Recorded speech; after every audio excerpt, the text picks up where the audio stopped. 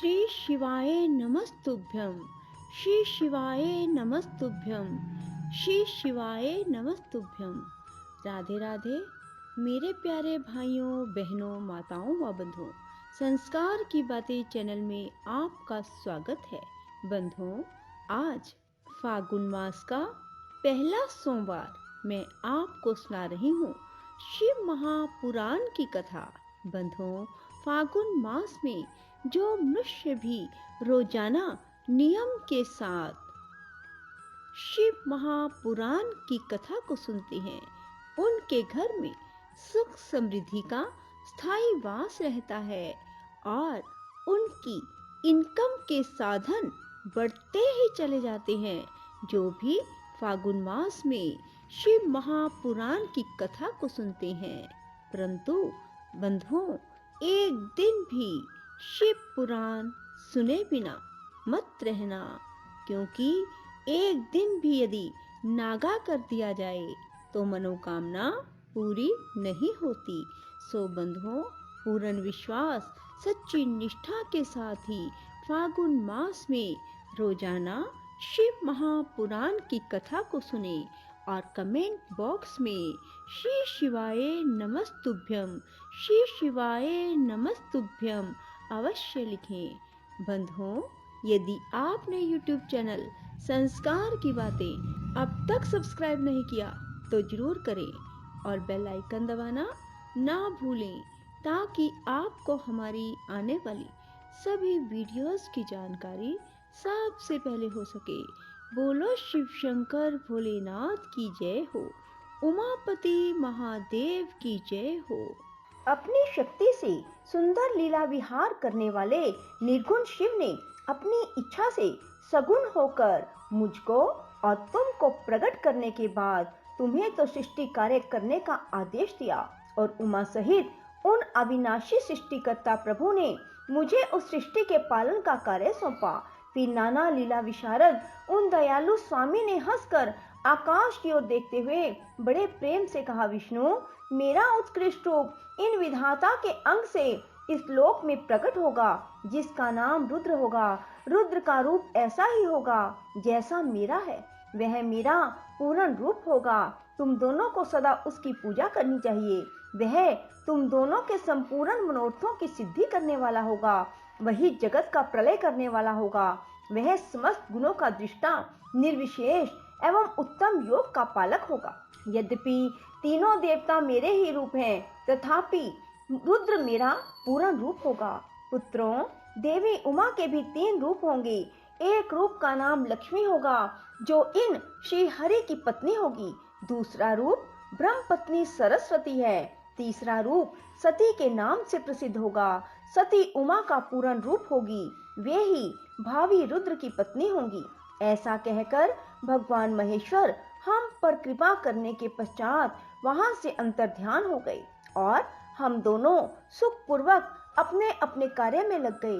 ब्रह्मन समय पाकर मैं तुम दोनों सपत्नीक हो गए और साक्षात भगवान शंकर रुद्र नाम से अवतीर्ण हुए। वे इस समय कैलाश पर्वत पर निवास करते हैं। ब्रजेश्वर अब शिवा भी सती नाम से अवतीर्ण होने वाली है, अतः तुम्हें उनके उत्पादन के लिए ही यत्न करना चाहिए। ऐसा कहकर मुझ पर बड़ी भारी दया करके भगवान विष्णु अंतर्ध्यान हो गए और मुझे उनकी बातें सुनकर बड़ा आनंद प्राप्त हुआ। नारद जी ने पूछा, पूज्य पिताजी, दृढ़ता पूर्वक उत्तम व्रत का पालन करने वाले दक्ष ने तपस्या करके देवी से कौन सा वर प्राप्त किया और वे देवी किस प्रकार दक्ष की कन्या हुई? ब्रह्मा जी ने कहा, नारद, तुम धन्य हो। इन सभी मुनियों के साथ भक्ति पूर्वक इस प्रसंग को सुनो। मेरी आज्ञा पाकर उत्तम बुद्धि वाले महाप्रजापति दक्ष ने क्षीर सागर के उत्तर तट पर स्थित हो देवी जगदम्बिका को पुत्री के रूप में प्राप्त करने की इच्छा और उनके प्रत्यक्ष दर्शन की कामना के लिए उन्हें हृदय मंदिर में विराजमान करके तपस्या प्रारंभ की। दक्ष ने मन को संयम में रखकर दृढ़ता पूर्वक कठोर व्रत का पालन करते हुए शौच, संतोष आदि नियमों से युक्त हो 3000 दिव्य वर्षों तक तप किया। वे कभी जल पीकर रहते, कभी हवा पीते और कभी सर्वथा उपवास करते थे। भोजन के नाम पर कभी सूखे पत्ते चबा लेते थे।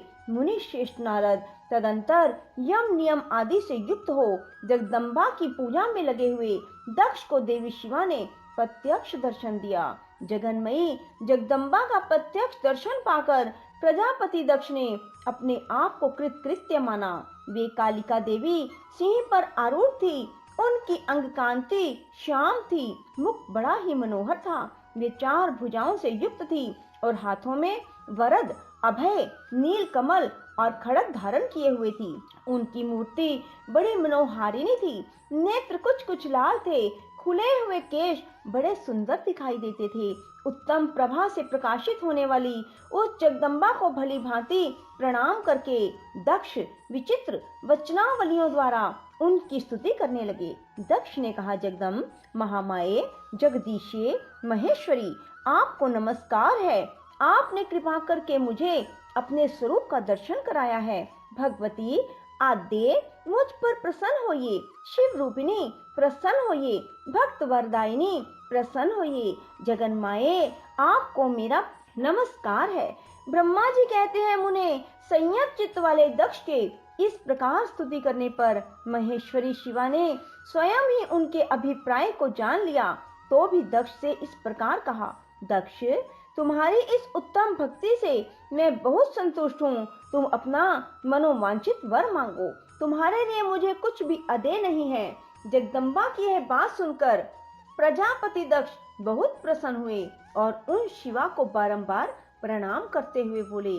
दक्ष ने कहा, जगदम्ब, महामाये, यदि आप मुझे वर देने के लिए उद्यत हैं तो मेरी बात सुनिए और प्रसन्नता पूर्वक मेरी इच्छा पूर्ण कीजिए। मेरे स्वामी जो भगवान शिव हैं, वे रुद्र नाम धारण करके ब्रह्मा जी के पुत्र रूप से अवतीर्ण हुए हैं। वे परमात्मा शिव के पूर्ण अवतार हैं, परंतु आपका कोई अवतार नहीं हुआ, फिर उनकी पत्नी कौन होगी? अतः शिवे, आप भूतल पर अवतीर्ण होकर उन महेश्वर को अपने रूप लावण्य से मोहित कीजिए। देवी, आपके सिवा दूसरी कोई स्त्री रुद्रदेव को कभी मोहित नहीं कर सकती, इसलिए आप मेरी पुत्री होकर इस समय महादेव की पत्नी होइए। इस प्रकार सुंदर लीला करके आप हर मोहिनी बनिए। देवी, यही मेरे लिए वर है। यह केवल मेरे ही स्वार्थ की बात हो ऐसा नहीं सोचना चाहिए। इसमें मेरे ही साथ संपूर्ण जगत का भी हित है। ब्रह्मा, विष्णु और शिव में से ब्रह्मा जी की प्रेरणा से मैं यहाँ आया हूँ। जगदम्बिका शिवा हंस पड़ी और मन ही मन भगवान शिव का स्मरण करके यूं बोली। देवी ने कहा, तात प्रजापते दक्ष, मेरी उत्तम बात सुनो। मैं सत्य कहती हूँ, तुम्हारी भक्ति से अत्यंत प्रसन्न हो तुम्हें संपूर्ण मनोवांछित वस्तु देने के लिए उद्यत हूँ। दक्ष, यद्यपि मैं महेश्वरी हूँ तथापि तुम्हारी भक्ति के अधीन हूँ। तुम्हारी पत्नी के गर्भ से तुम्हारी पुत्री के रूप में अवतीर्ण होंगी, इसमें संशय नहीं है। अनग, मैं अत्यंत दुस्सह तपस्या करके ऐसा प्रयत्न करूंगी जिससे महादेव जी का वर पाकर उनकी पत्नी हो जाऊं।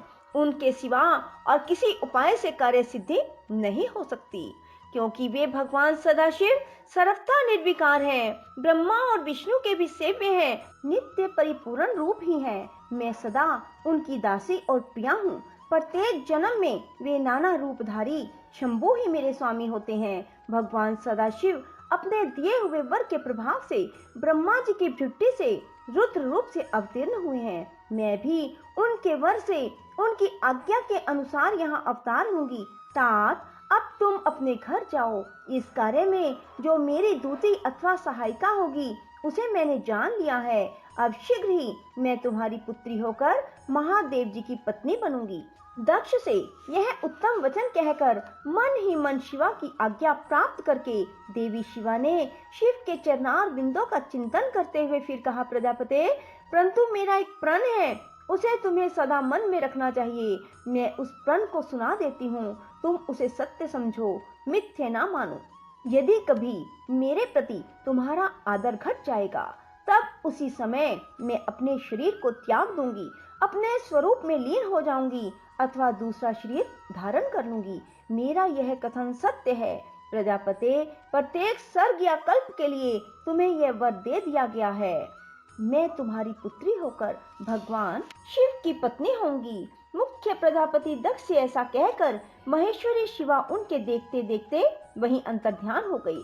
दुर्गा जी के अंतर्ध्यान होने पर दक्ष भी अपने आश्रम को लौट गए और यह सोचकर प्रसन्न रहने लगे कि देवी शिवा मेरी पुत्री होने वाली है। बोलो शिव शंकर भोलेनाथ की जय हो। राधे राधे, जय श्री कृष्णा। बंधुओं, यदि आपको हमारी वीडियो पसंद आए तो इसे लाइक करें और शेयर भी जरूर करें। धन्यवाद।